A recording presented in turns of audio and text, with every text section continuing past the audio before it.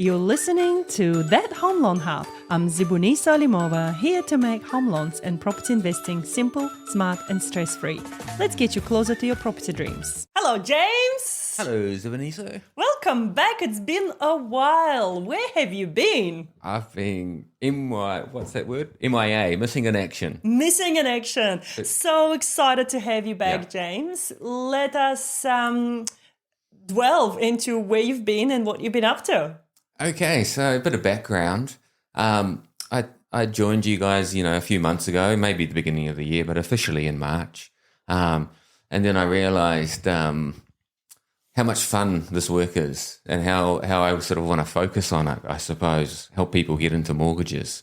It's really cool. So, however, I owned a lifestyle property, and I'm running kids around, me and my wife are Monday to Thursday. We're not getting home till 10 p.m. at night, same all day Sunday. So, and we've got this lifestyle block. So it's like, I don't have, sometimes you just got to focus on what you really want to do. And it just made me realize the things that I really want to do. So what I have been doing is getting my lifestyle block up to a reasonable standard so I could hold my head up and, people will come when we try to sell it. I'm not going to be too embarrassed. So hold on a second. You were selling your house. Yeah. To go where? To do what? Ah, well. Not to move in with me, eh? No, well, can I? Because, I honestly have nowhere to live now. So, yeah, it's so that, with a lifestyle block, you spend a lot of time on it. Yeah. It's like, even if it's only a small lifestyle block, we've been there 20 years. And you've got the extra travel associated because you're living out in the countryside. Mm-hmm.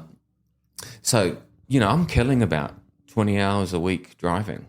Wow. So by moving into a townhouse and having very little to do outside, it just completely opens up my schedule to be able to do the things I want to do. Because I also really like cycling. So I want to be able to do my work and I want to be able to go cycling. Okay. It's pretty simple.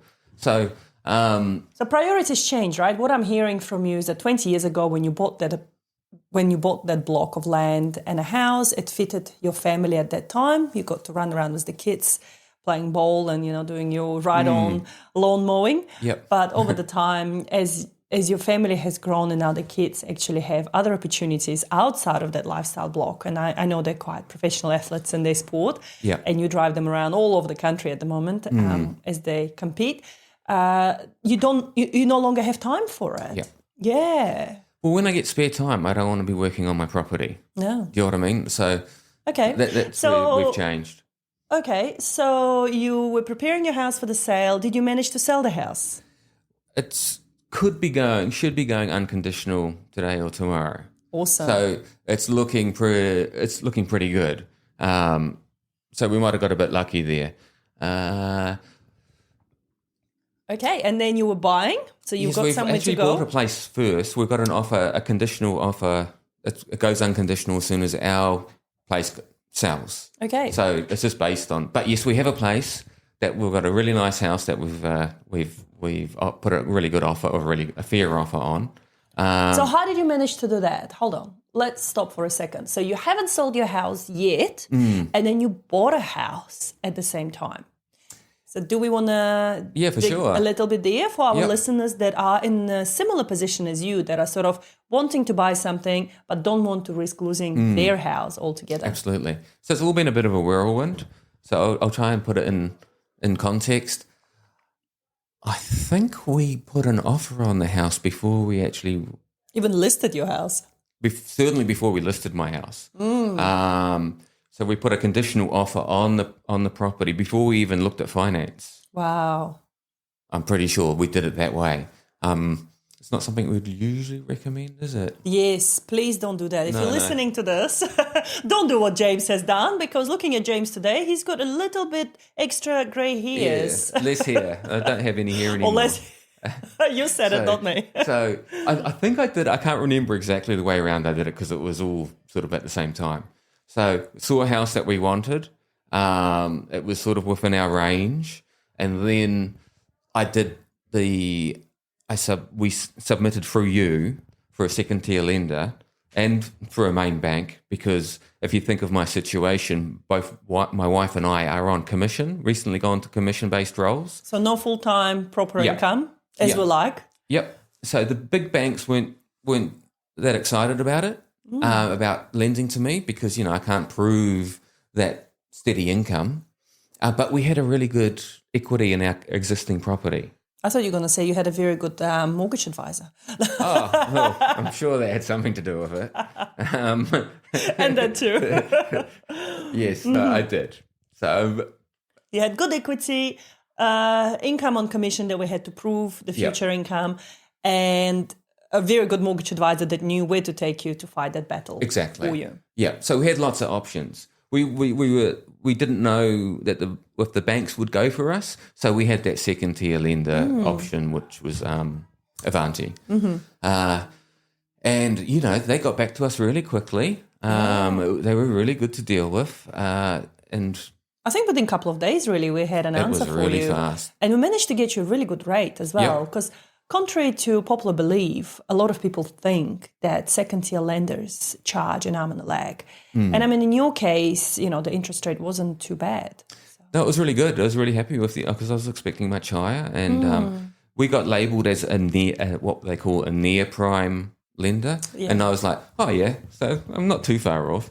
So within a year, I'm doing an interest-only loan for a year, basically. So within a year, we should have our commissions up and running properly. No pressure, James. I'd like to think so. But, in fact, in a couple of months, we'll be sorted.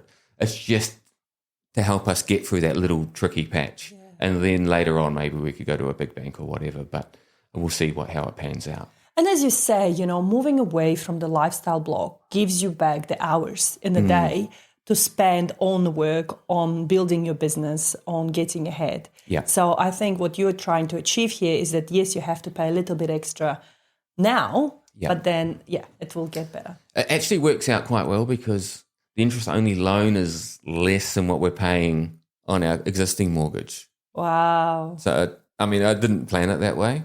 Yeah. I just went for the interest-only because I thought, let's just take a bit of stress out of the situation.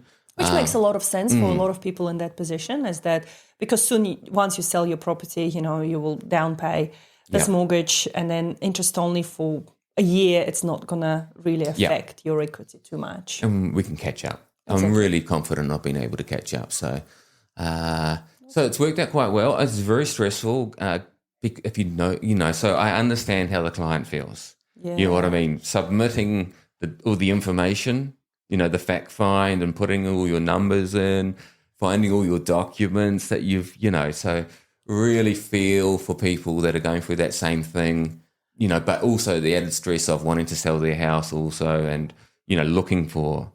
So you really walk the walk and the path, and you can really relate now to clients and, in their journey. And that's incredible experience to have behind your belt, I reckon. Oh, it certainly is. And I've been very lucky because I only had to do one open home.